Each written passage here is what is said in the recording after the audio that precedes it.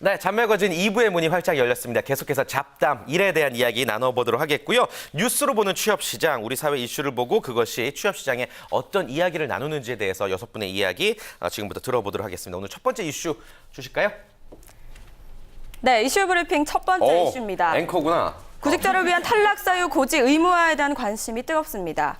아쉽게도 취업의 관문을 통과하지 못한 구직자들에겐 자신의 문제점이 뭔지 정확히 파악할 수 있는 기업의 피드백이 다음 도전을 위해서 가장 큰 도움이 될 수 있는데요.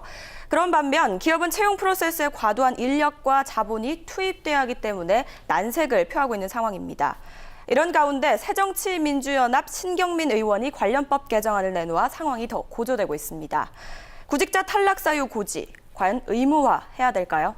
박수 한번. 야, 우리 백지연 앵커 같아. 백지연 앵커 같아. 마지막에 살짝 이렇게 좀 틀어주고 이런 거 좀 했어야 되는 거 아니에요? 네. 진짜 우리 강주리 캐스터가 앵커처럼 이렇게 딱 소식을 전하니까 제대로 토론 분위기가 나는 것 같습니다. 긴장됩니다. 수고하셨어요. 아나운서 아카데미 제대로 잘 다니셨네요. 예. 돈 많이 썼습니다. 그래요. 일단 구직자 탈락 사유 고지, 우리 얘기 나눠보기 전에 앞에 yes or no 팻말 있잖아요. 해야 된다면 yes, 아니다 굳이 아직 필요 없다면 no 들고 나서 이제 이야기 한번 해보겠습니다. 자, yes or no. 자, 구직자 탈락 사유 고지 필요하다 yes, 아니다 아직 필요 없다 no. 하나 둘 셋. 노, 노가 두 분이에요. 우리 이동익 군이랑 이시안 대표님이 노고 다른 분들은 예스입니다. 일단 노부터 좀 이야기를 들어보죠. 아직 필요하지 않다. 네. 필요하지 않은 게 아니라 예. 해봤자 탁상 공론이 될 가능성이 너무 많아서 일단 기업 입장에서는 한마디로 성적표를 줘야 되는 거잖아요. 그러니까 왜 탈락했는지 줘야 되는데 그거를 면접 과정에서 뭐가 어쩌고 자소서에 뭐가 빠져 있고 이렇게 하기에는 굉장히 그런 거 하나하나 다 하기가 너무 힘들 거라는 거고 그런 부분에 있어서 이 구직자를 납득시켜. 왜냐하면 떨어진 애랑 이거랑 거의 비슷한 상황에서는 거의 비슷하거든요. 그러니까 그런 부분들을 하기가 힘드니까 그러니까 뭐가 안 갖춰졌다라는 식으로 그게 된다라고 한다면 이거는 정량적인 평가에 대해서 이렇게 얘기를 한다고 한다면 정말 쓸데가 없는 거잖아요.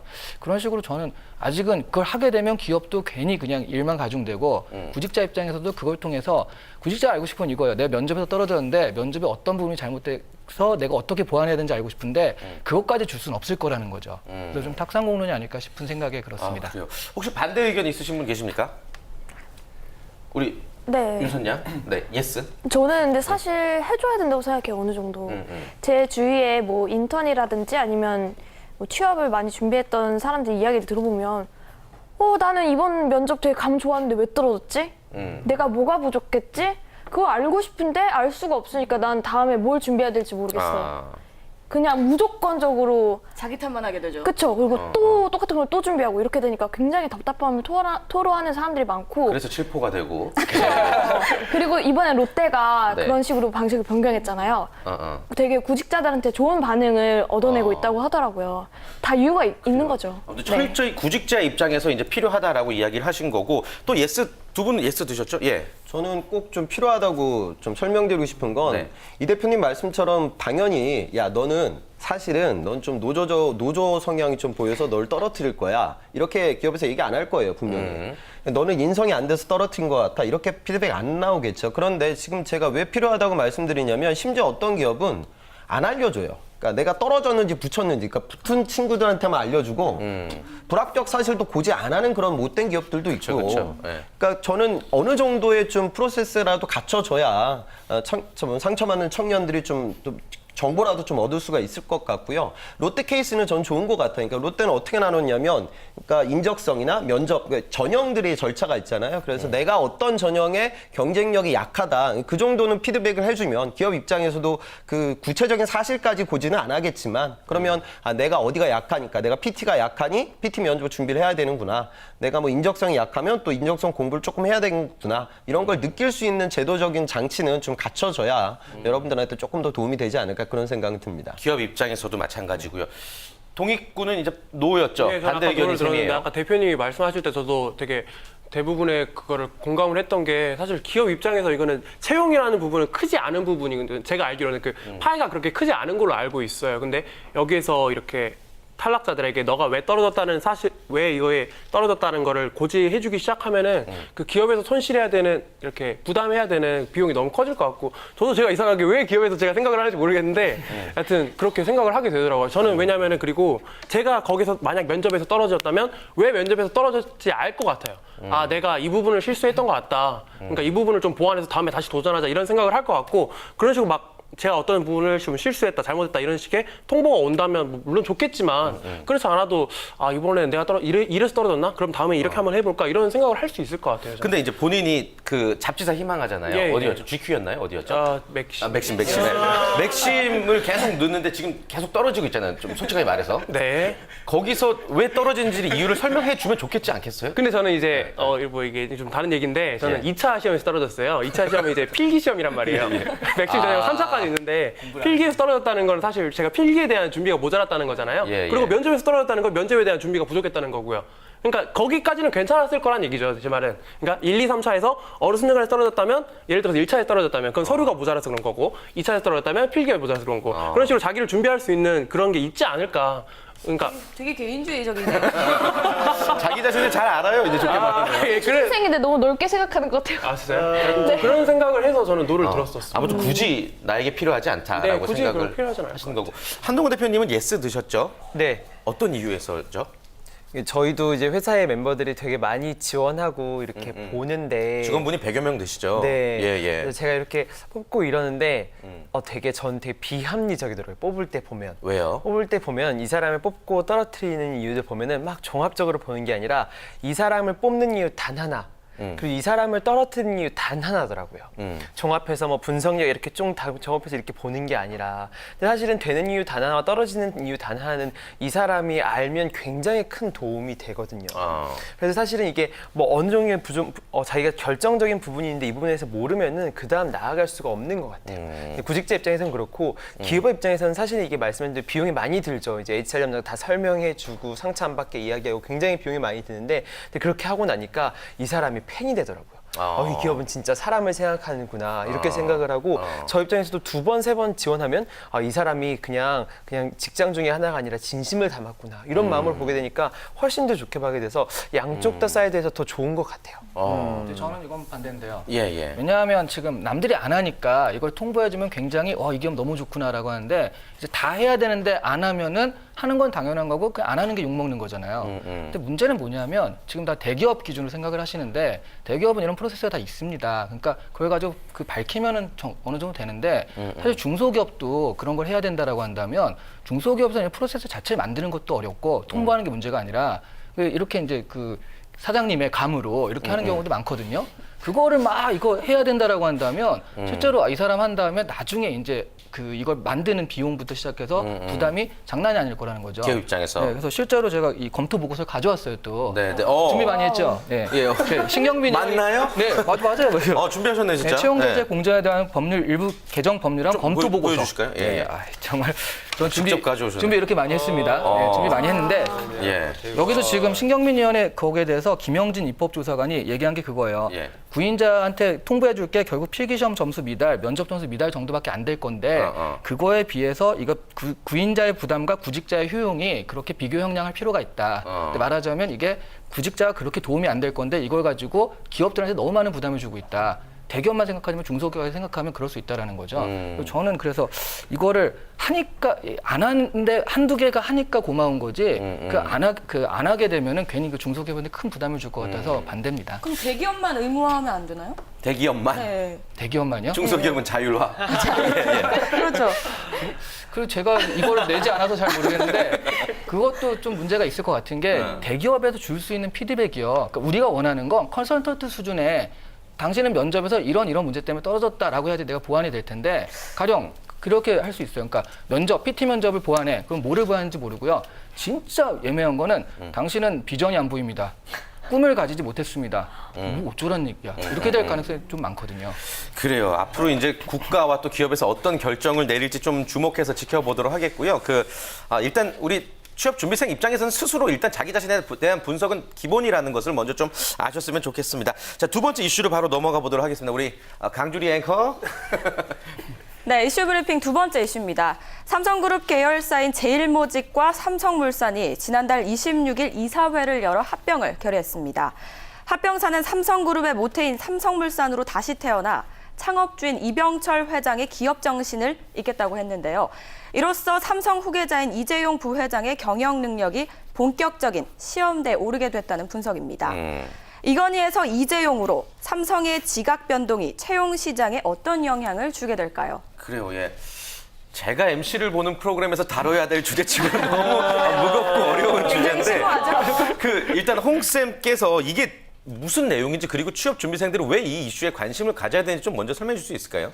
순환 출자 제도라고 아마 들어보신 분들은 알고 계실 거예요. 예. 그래서 그러니까 뭐 기업들 간에 이제 순환 구조를 만들어서 경영권을 삼성에서 공고하게 다져놨는데 이번에 이제 저 JY로 이제 경영 패턴이 넘어가게 되면서 이번에 M&A 합병 이야기가 나왔죠. 그런데 비판하는 사람들도 많습니다. 과연 이 두 기업들 간의 합병 자체의 시너지가 그렇게 크지 않은데 경영권 승계 문제 때문에 이게 넘어가게 되면 그 주주들한테 피해가 있지 않을까. 오늘 아침에 뭐 해외 헤지펀드 관련돼서 또 이것과 관련돼서 우리 흔한 말로 좀 태클을 거는 그런 사안도 지금 펼쳐지고 있거든요. 그런데 여러분들 입장에서는 저는 나쁘지 않을 것 같아요. 왜 그러냐면 이 대기업들은 제가 삼성에 있을 때도 느꼈던 부분인데 어떤 전체적인 큰 경영 플랜을 짜요. 그러면 그 플랜에 맞춰서 투자가 이루어지고 투자가 많아져야 여러분들한테 일자리가 생기게 돼요. 그래서 좀 아무래도 뭐 옳고 그름을 떠나 좀 경영권이 안정적으로 승계가 되게 되면 장기적 투자 플랜들이 더 많아질 수 있고요. 그러다 보면 일자리 채용 규모는 보다 안정적으로 넓어질 수 있다. 그 정도 생각은 알고 계셨으면 좋겠습니다. 취업 준비생들 입장에서는 뭐 굳이 싫은 뉴스가 아닌 거라고 생각하면 되겠네요. 어떻게 보셨어요? 이 뉴스를 접하고 나서? 저는 일단 이걸 보고 나서 되게 예. 일단 전 제가 이걸 잘 몰랐어요. 그래서 그 뉴스를 읽어보면서 이 두 기업 간에 그 시너지 효과가 있다고 하는데 과연 그 시너지 효과가 무엇인가를 좀 찾아봤습니다. 근데 네.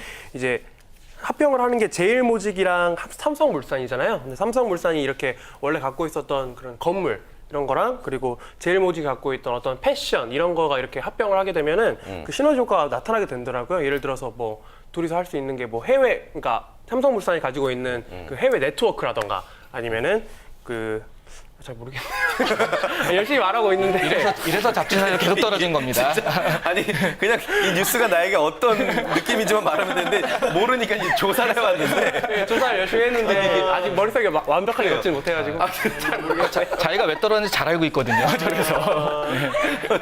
취업 준비생들이 이런 분들 사실 대부분이에요. 그렇죠. 이게 예. 나에게 어떤 영향을 줄 것인가를 좀 알아야 되긴 하는데 맞아요. 주주들이 뭐 난리 났다고 하는데 이것도 무슨 얘기며 취업 준비생들은 뭘 알고 나가야 되는 그 거예요? 주진 난리 난 건 그러죠. 결국 이렇게 합병하는 게 결국 경영권 이렇게 받아가는데 그러면 세금을 내야 되잖아요. 그 세금을 줄이기 위한 전략을 자꾸 이제 짜고 있다라는 거죠. 그 기업 자체 그러면 기업 자체의 어떤 가치는 좀 줄어들어야지 이게 총액이 줄어드는 거니까 그렇게 되면 주주 입장에서는 내가 가만히 있는데 막 돈 털어가는 그런 느낌이거든요. 그래서 그 경영권 승계를 위해서 주주한테 지금 불이익을 주고 있다라는 그런 거. 그래서 외국계에서는 자꾸 야 그럼 우리가 그거 다 먹어버릴래 이런 식으로 좀 공격이 들어온다는 얘기도 있거든요. 근데 저는 아까 홍기찬 선생님이 채용이 늘어날 거다라고 생각해서 저는 그렇게 생각하지 않습니다. 일단요. 당장 현재 그 JY 체제에서는 일단 이런 것 때문에 지금 좀 구조 조정이라고 할 수 있는데 좀 줄어들고 있거든요. 가령 우리 상반기 때 삼성 4,000명 뽑는다고 발표했잖아요. 과연 4,000명을 뽑았을까요? 그런데 말입니다. 그것이 알고 싶다 되는데 왜냐하면 이번에 그 메르스 사태 때문에 그 삼성에서 신입사원들 대규모로 모이는 것을 취소했다라는 뉴스가 나왔어요. 근데 거기서 뭐라고 했냐면 2,500여 명이 모이는 행사에 이걸 하게 되면 어떻게 될지 모른다라고 나왔다는 거죠. 근데 신입사원 4,000명이라고 뽑았다고 했는데 2,500명이 모이는 행사라고 했단 말이죠. 그럼 무슨 얘기냐면 제가 보기에는 4,000명을 안 뽑았다는 얘기거든요. 3,000 하면 그런 정도죠. 그러니까 점점 이렇게 구조 조정이 되면 줄어들 수밖에 없을 것 같고요. 한번 줄었을 때 그다음에 뭐 기계화라든가 다른 것들 때문에 그 인원을 굳이 늘리지 않아도 된다라고 한다면 그 인원을 쭉 가지고 갈 수도 있을 거라고 생각을 해요. 그래요. 아무튼 삼성의 좀 느낌이 다른데요. 왜 그러냐면 그 CSR, 그러니까 삼성그룹 같은 그룹은 대한민국을 대표하는 기업이기 때문에 기업 이미지를 굉장히 많이 생각을 해요. 그러면 경영권 승계가 넘어가는 과정에 있어서 뭐 우리나라에서 좀 좌익 세력에서는 계속 반발하고 또 여러 이야기들이 있거든요. 그러면 국민 정서상 이제 경영권이 이렇게 3사 경영 체제로 넘어가게 되면 더 우리 사회에 기여한다는 이미지를 줘야 됩니다. 그러니까 우리 사회에 기여할 수 있는 이미지를 삼성 입장에서 분명히 액션을 취할 거고요. 거기에 쓸 수 있는 게 뭐 사회적 공헌 활동도 될 수 있고 가장 쉬운 문제가 이제 채용이 되겠죠. 그래서 뭐 작년 채용의 유무를 떠나 저는 전체적으로 경영 패러다임이 안정화되고 또 국민들에게 삼성의 좋은 이미지를 표출하기 위한 액션을 취하게 되면 저는 채용은 그게 있기 전보다는 좀 늘어날 수 있지 않을까. 아무래도. 네, 그 정도 생각 갖고 있습니다. 예. 근데 사실 취업 준비생들이 제일 불안한 게 뭐 삼성이 무슨 변화를 준대. 그러면 채용이 뭐 어떻게 변하면 다른 기업도 다 이제 뭐 따라가게 될 텐데 이런 얘기 들으면은 막 짜증나거나 불안하거나 그러지 않아요? 솔직히 어때요? 네, 저는 네. 아예 친구한테 물어봤어요. 만약에 삼성이 변화한다면 어떨 것 같니? 이렇게 물어보니까 표정부터 달라지더라고요, 정말. 또 제 친구는 이공계 쪽이다 보니까 삼성에 굉장히 많은 관심을 갖고 있는데 일단 뭐 그 애뿐만 아니라 주위 사람들이 일단 삼성의 선도 기업으로 생각을 하고 제일 가고 싶은 기업이 1위이기 때문에 삼성이 변화하면 다른 기업들도 줄줄이 변화하지 않을까. 그래서 굉장히 심려가 된다고 하더라고요. 그래요. 한동훈 대표님도 뭐 이런 뉴스를 충분히 접하셨을 것 같은데 뭐 개인적인 의견은 어떠세요? 네, 이제 삼성이 이렇게 변화하고 이제 뭐 재벌 2, 3사로 넘어가는 건 앞으로도 더 가속화될 거라고 보거든요. 네. 근데 이제 이런 하나의 현상이 또 모범 사례가 돼서 이제 다음 사례들로 이제 전파될 거라고 보고 이 흐름은 거스를 수 없을 거라고는 보는데요. 네, 이런 삼성의 사례들로 보았을 때 이 삼성 같은 기업은 이런 국민 기업이고 그런 이재용, JY 같은 경우도 결국에는 이제 좀 국민적인 지지를 받아야 되는 것 이런 거에서 괜히 고민을 많이 하고 있지 않을까라는 생각이 들어요. 근데 이런 고민을 해소할 수 있는 건 결국은 국가적인 문제에 대해서 해결을 하는 건데 지금 현 정부의 과제인 창조경제 쪽에서 무언가를 지원을 하거나 아니면 가장 큰 문제인 채용 문제를 좀 해결을 하거나 이 둘 중에 하나밖에 없다고 생각하거든요. 근데 결국은 이 카드를 꺼낼 수밖에 없지 않나. 올해 내년에 정말 승계할 때는 그래서 반드시 그렇게 해야 되고 이렇게 하게 되면 다른 기업들도 보고 이렇게 해야 되지 않을까라고 생각해서 기업 입장에서 굉장히 좋은 전략적인 판단을 생각하고 전체 공감대 형성에서 지금 명분도 많이 서지 않나라 생각합니다. 그래요. 네. 자, 또 어떤 분은 이거 취업 준비생이 이거 궁금해 하시더라고요. 사트를 그래서 우리가 지금 어떻게 해야 되느냐, 어떻게 대비해야 되느냐. 예. 홍 쌤께서 좀 한 말씀 해 주실까요? 네. 이번 하반기 제일 큰 변화가 되겠죠. 이제 직무 적합성 평가가 이루어질 거예요. 근데 이거는 평가는 아니고 일반적인 서류 전형입니다. 그래서 여러분들이 뭐 공학도라고 하면 전공 심화 과목 위주로 열심히 들었고 또 그 과목들의 성취도가 높은 친구들이 서류 전형에서 승리를 할 거예요. 그러면 사트 시험이 보통 한 10만 명 가까운 친구들이 응시하던 시험이었는데 이게 뭐 정확히 예상할 수는 없겠지만 뭐 2만에서 3만 정도의 시험으로 줄어들 겁니다. 그러니까 무슨 얘기냐면 봐야 돼요. 그 시험은. 그리고 또 다른 기업 인적성이라는 것도 지금 외국계들도 많이 보고 있어서 준비를 해야 되고 HS도 마찬가지고 그러니까 어떤 식으로든 적성 시험에 대한 절차를 여러분들이 준비를 해야 됩니다. 그러면 이제 뭐로 준비할 거냐. 예전에는 그냥 사트 베이스로 준비를 다들 했어요. 어차피 내가 시험장에 갈 거니까. 근데 지금은 그게 불투명해졌죠. 근데 불투명해졌어도 그나마 여러분들한테 확률이 제일 높고 또 출제 범주라든가 종류가 다양한 시험이 사트이기 때문에 저는 그거 베이스로 어느 정도는 좀 준비를 하는 작업은 모든 구직자들 좀 이행을 해야 다른 기업 인적성에서도 경쟁력이 올라갈 수 있다. 예, 그런 생각 좀 갖춰주셨으면 좋겠습니다. 네, 좋습니다. 우리 구직자들이 가져야 될 자세에 대해서 이제 끝으로 말씀을 해주셨습니다. 자, 1시간 동안 1부와 2부로 나뉘어서 저희가 이제 잡담을 이야기를 나눠봤습니다. 취업 토크를 이야기를 나눠봤는데요. 저희는 기승전 취업입니다. 네, 여러분들의 취업을 위해서 앞으로 더욱더 다양한 이야기 많이 나눠보도록 하겠습니다. 오늘 소감은 우리 강주리 앵커가 대표로 한번 전해주실까요? 첫 시간이었는데. 네, 뭐 소감도 갑자기 앵커 버전을 해야 될 것 같아요. 저 앵커 할 때 떨었습니다. 손이 돌려 떨렸지만요.